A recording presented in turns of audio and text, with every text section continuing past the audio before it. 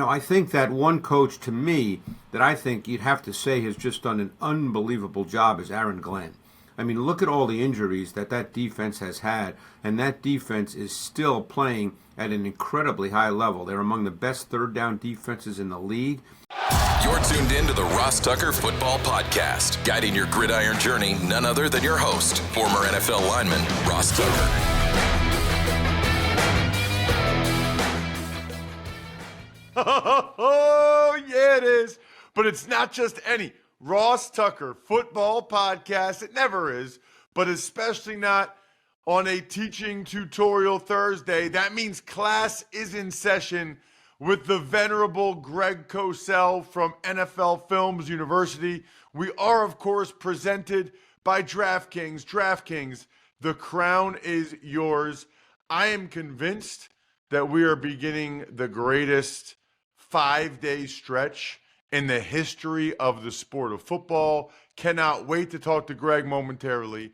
As a reminder, I will not forget, I will pick winners for tomorrow's Picks Friday.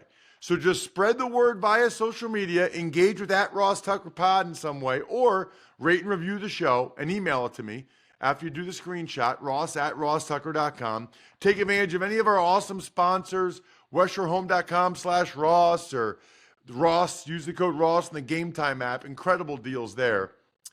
Or anything else. Or just make a comment on YouTube, youtube.com/Ross Tucker NFL. Probably finish up all the autographed signed press passes this weekend because I'll be home Saturday and Sunday morning. At any rate, it's Big Show time. The Big Show. Of course, my guy Greg Cosell joins us every week. We love him. You know him. I love him. He is the man.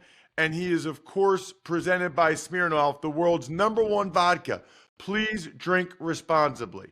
Obviously, Greg, I got to get your thoughts on all 6 playoff games. And we'll do a deep dive, and I can't wait. But with all the coaching stuff flying around, in particular, all these guys getting job interviews and requests and all that stuff. I know you got a lot of respect for all these guys. And I'm sure you could name a bunch. But are there any guys that maybe are under the radar, or maybe any guys that aren't under the radar that have really impressed you schematically this year? Yeah, and it's funny you mentioned that, Ross. I'm glad you said the word schematically because, unless you're in the building and in the business, truly in the building, you don't know about the personality. You don't know how a coach commands a room. You don't know how he deals with the players. All really we have and I have is the schematics. And, I think that one coach to me that I think you'd have to say has just done an unbelievable job is Aaron Glenn. I mean, look at all the injuries that defense has had, and that defense is still playing at an incredibly high level. They're among the best third down defenses in the league. Aaron Glenn has stayed true to his personality in terms of pressure, in terms of man coverage. I mean, who would have thought last week he would have put Amik Robertson on Justin Jefferson pretty much man-to-man the whole game, and Robertson did a very, very good job. So Aaron Glenn, when I see his evolution since he's been named as the Lions coordinator a number of years ago, I just think, to me, he really stands out from a schematic and tactical perspective. Well, he certainly did on Sunday night. And maybe we'll just start there, Greg, because we're not going to talk about the Lions otherwise. That was impressive. Greg, I don't think anybody expected that. 5'8", Amik Robertson, man-to-man on Justin Jefferson. And I didn't go back and watch y'all 22. It looked like almost every play they showcased it. They had an off-the-ball middle linebacker in Alex Anzalone, man-to-man on Hawkinson, which should be a matchup in the favor of the Vikings, should be where the Vikings go. I mean, you shouldn't have middle linebackers covering, high-end receiving tight ends, but felt like Alex kind of locked them up, Greg. Yeah, I will say this, though, and I think it takes nothing away from Aaron Glenn or what you just mentioned with Anzalone or what Robertson did in the game. But Darnold missed a number of throws that he's made all season that would have changed the game. I mean, there was one seam throw. It was actually 3rd and 18 in the first quarter from deep in their own territory. Hawkinson was wide open on a seam ball that would have gotten a first down and maybe more, and he just missed him badly. A lot of people wanted to talk in that game about the red zone. There were a number of those red zone plays that should have been easy, routine pitch and catch touchdowns. So Darnold just had one of those games that he just missed throws. But that takes nothing away from what Aaron Glenn, in a larger sort of 30,000-foot perspective, has done over the last number of years, and particularly this year, where I think the Lions have lost the most starters of any team in the league in terms of number of games missed. So, as I said, and I know Aaron Glenn, from what people say, has a really fiery personality. He may very well be really suited to be a head coach, but schematically and tactically, he's done a phenomenal job. You know what's funny about Aaron Glenn? I didn't think about this till right now, Greg. You know who he reminds me of a little bit as a player? Amik Robertson. That was Aaron Glenn. Super smart, super feisty, undersized. I mean, that was a big similarity between those two guys. And I think maybe that's a big part of why he thought, you know what? Let's go ahead. And I always thought I could cover these guys in a situation like this. Let's see if Amik can cover these guys in a situation like this. It was super impressive what he did. Good call on Aaron Glenn, Greg. Let's get to these games, and we'll start with Saturday, 4:30 p.m. Eastern Time. It's on CBS. It's the LA Chargers against the team that I did on Sunday, the Houston Texans. What jumps out to you, Greg? Yeah, these games, we could talk about each one for 20 minutes. I think that the Texans have struggled a bit on offense. We've talked about this over the last number of weeks. Obviously, they only played Stroud the first possession and their main guys the first possession. But their O-line has not played as well this year. They're playing against a pretty good defense that can definitely rush the quarterback with Bosa, with Mack. They're pretty multiple in their use of personnel. The Chargers, that is, they play a lot of big nickel because Derwin James is essentially a kind of a movable chess piece. He can play anywhere in your defense, including being a very, very good blitzer. So that side of the ball, I think, is I'm very curious to see how the Texans come out offensively in this game. On the other side, the Chargers, obviously, with Greg Roman there, they're going to line up in big personnel. They're going to look to run the football. But surprisingly, when they throw the ball, 75% of Herbert's dropbacks this year have come out of 11 personnel. That would probably surprise a lot of people because of the Greg Roman big people concepts that they feature. But they've gotten better and better in the pass game, and McConkey is a major factor. They run a ton of crossing routes. They're really good against man. The Texans play a lot of single high. You're going to see man coverage. So the main thing is can they protect? I know Slater did not play last week at left tackle. It's a little bit of a mystery as to what his injury might be. If he plays this week, that's obviously really important against Danielle Hunter and Will Anderson. I think the Texans, just talking with Bobby Slowick last week, they want to run the ball and play action. Yeah. I mean, that's what they want to do. And by the way, that's what they did on that first drive against the Titans. Meanwhile, what's interesting to me about the Texans is, Greg, they are elite at edge rusher and at corner. Yeah. I mean, when you talk about starting a defense, what do people talk about all the time? You got to have pass rushers off the edge. You got to have corners. Danielle Hunter, Will Anderson, that's one of two duos in the NFL with double-digit sacks. And then Stingley and Lassiter had a terrific year. What's interesting about that, though, is they've lost their top two nickelbacks in Petrie and Ward. So I'm fascinated to see how they cover McConkey. Do they put essentially their third nickel, Miles Brandt? Do they put him on McConkey? Or do they decide to put Stingley or Lassiter on him? That is the most interesting tactical part of that game. That's a great point, because McConkey predominantly is a slot player, not 100%, but predominantly. And I'm glad you mentioned Lassiter, because we all know about Stingley, but Lassiter's had a really, really good season, and he fits D'Amico Ryans because he's a really feisty competitor, and he's a run defender too. He's not just a cover corner, so they're really good. You're right, on the edge with the rush and at corner. I want to remember this come draft season because a big reason why Kyle Hamilton wasn't a top 10 pick was because he ran a bad 40 time, ran a 4.58. Kyle Hamilton's a tremendous player. The reason why Lassiter wasn't a first round pick is because he didn't run a great 40 time. And they said, during training camp, nobody was ever running past him. And You know what I mean? Whatever his 40 time is what it is, but nobody was getting past him. That's like, okay, well, he's fast enough. and Brian Branch ran a 4.58 too, by the way. That's a great point. Just a quick aside, when you run a 40, you're in a sprinter You're stance. in a track stance. You don't really play You're like that. never in that stance as a football Yeah, I know. player. So what we're doing is we're evaluating, we're making a big evaluation about something that has nothing to do with Football. what they actually do when they're out. I mean, look, fast is fast, but I put a lot more stock in the GPS, miles per hour, when they're actually out there in the field than, how well they trained for a start like that.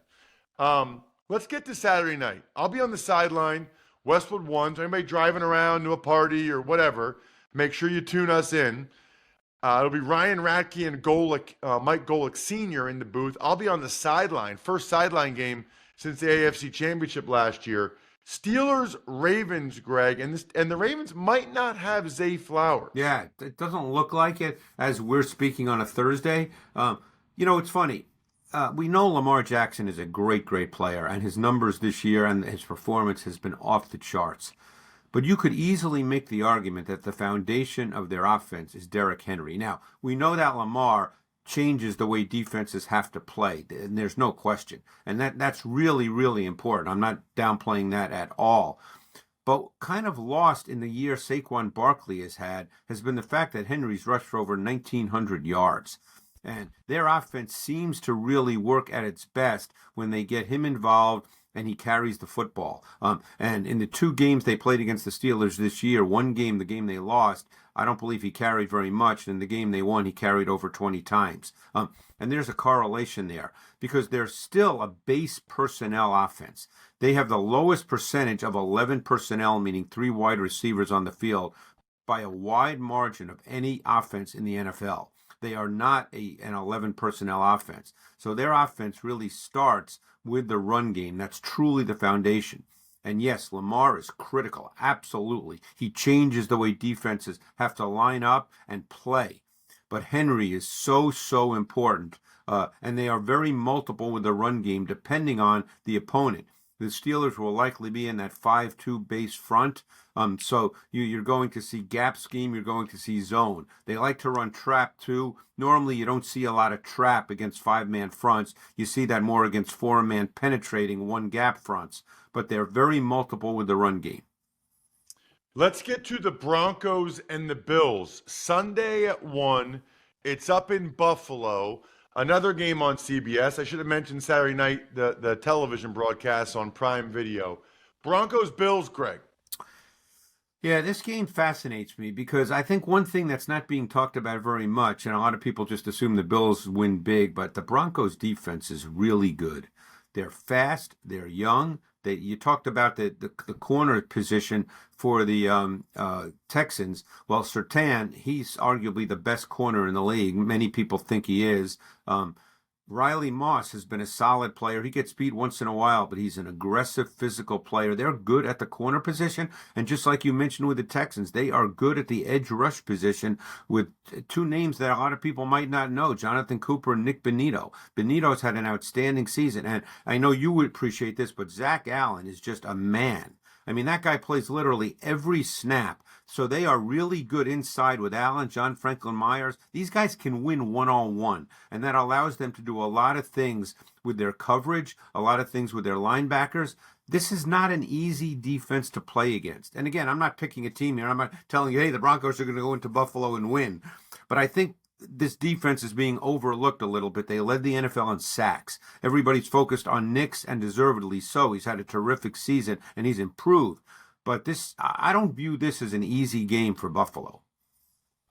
No, you're right. And I told you last week I love Zach Allen, and I didn't even put 2 and 2 together till I saw a post from one of our listeners that I mentioned the two guys in the interior line that jump out to me with their initial quickness in the league, and that's why they win. Yep. Chris Lindstrom, Zach Allen, both Boston College guys. I think I forgot That's right, Zach that's Allen right. was a Boston College guy. Yeah. So some Boston College guy posted that and loved it, and rightfully so. All right, we still have 3 more games to get to. I'm going to be in the booth Sunday. Epic doubleheader for me. No plane, no hotel. It's the Packers and the Eagles. It'll be Westwood 1. I'll be in the booth with Tom McCarthy. Amber Theo Harris will be on the sideline. This game will be broadcast television Fox, Tom Brady and Kevin Burkhardt. What are you thinking here, Greg? This game is a fascinating game because both teams, it's funny. The league has sort of changed a little bit this year with a lot of these playoff teams. 2 more teams whose offensive foundation is the run game. And we've seen that both quarterbacks in this game, assuming Hurts, we're talking on a Thursday morning, I believe it will be Hurts, and Love, who's coming actually off an injury that could be problematic, but I think he's going to go, obviously. These are 2 quarterbacks that have not thrown the ball as much this year as many might have expected because the run game has been so foundational to what these teams do. And I think that that's going to be a big, big factor in this game. I don't think they're going to step away from what they do. Although I will say this, assuming Hurts is fine, I think with the loss of Jari Alexander and the fact that Nixon, by the way, Keyshawn Nixon's a pretty good football player, but he's playing on the outside. He's been doing that much of this season because Alexander hasn't been out there. And Carrington Valentine is the other outside corner.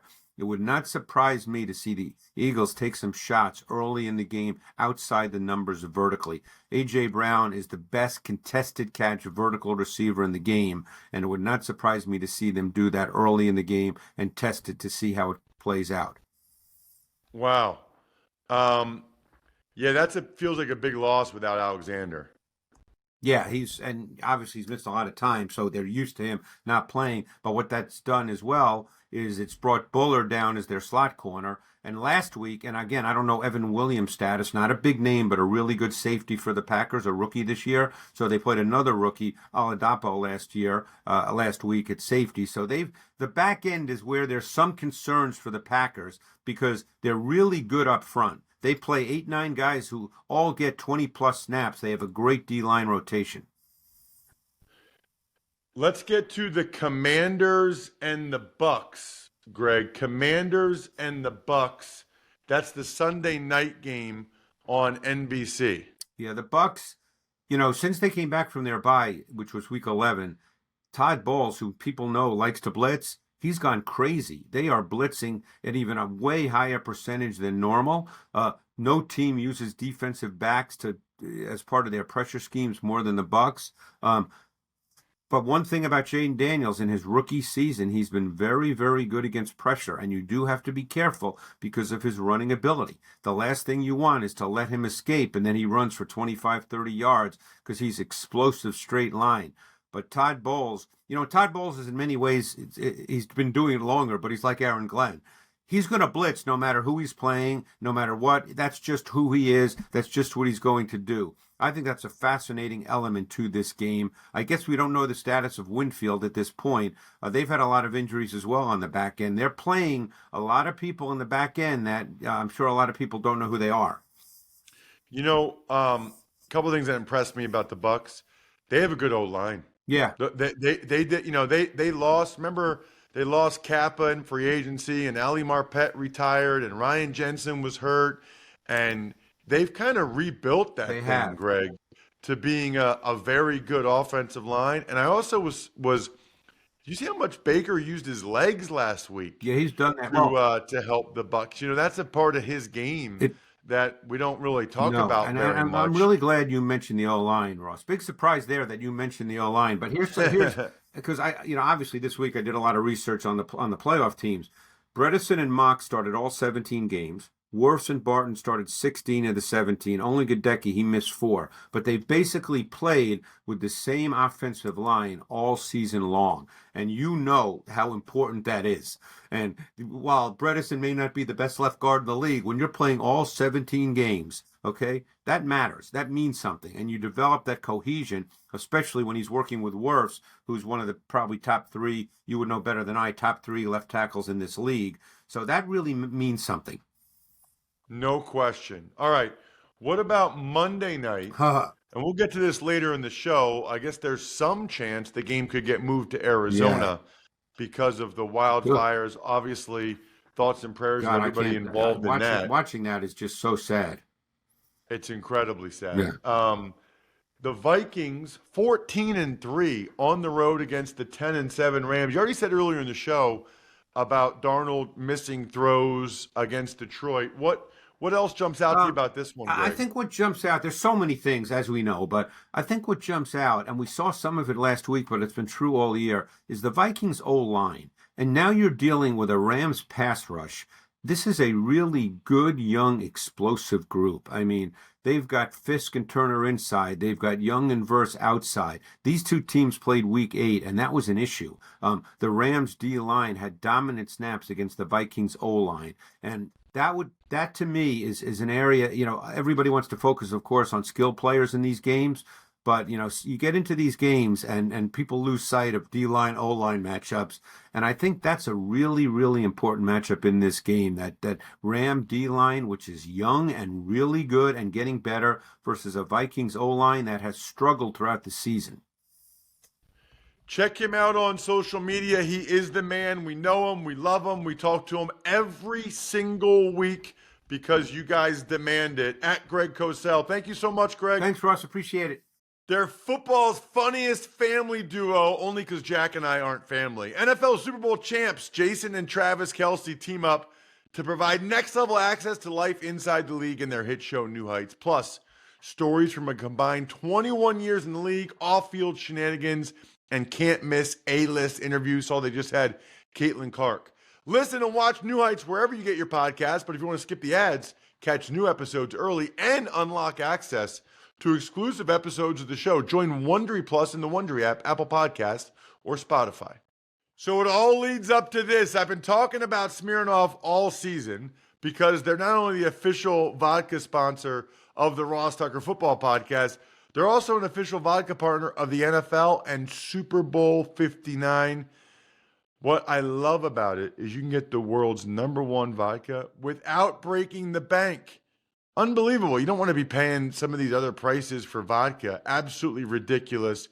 I had a decent amount of vodka drinks last week, which were lovely while I was with my family celebrating New Year's Eve.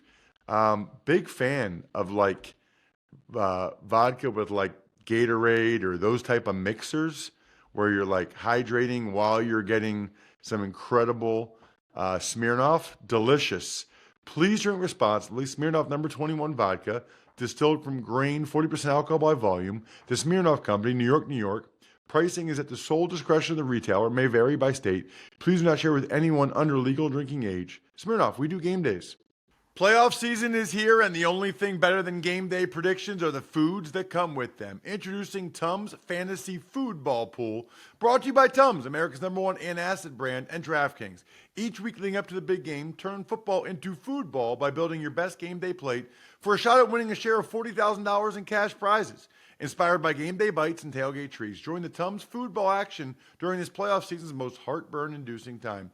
Visit DraftKings.com/foodball between January 6th and February 9th to enter for free and select your game day plate before the start of each playoff round. Age and eligibility restrictions apply. Void where prohibited. See terms at DraftKings.com/TumsFoodball. When you feel the heat of the game, don't let heartburn keep you on the sidelines. Try Tums Chewy Bites with a tasty outer shell and soft center for fast relief of heartburn, acid indigestion, and upset stomach. Check out Tums Gummy Bites featuring a soft and easy-to-chew format for fast relief of occasional heartburn, acid indigestion, sour stomach, and upset stomach. Both available at Amazon, Target, and other major retailers nationwide. And for more heartburn relief fun, be sure to follow Tums at Tums Official on Instagram and TikTok. Tuck's Takes. All right, Ross, before we get into the NFL news, we've got a huge game tonight, and I need your thoughts on it. Penn State, Notre Dame. I can't wait, man. I'm checking out the Game Time app. It looks like you can get in for $240, which is awesome. This is the game from my childhood. From 1988 to 1992, I went to 5 straight Penn State Notre Dame games. Grew up with Penn State season tickets, but family on my dad's side, Irish Catholic. So Penn State was my number one team.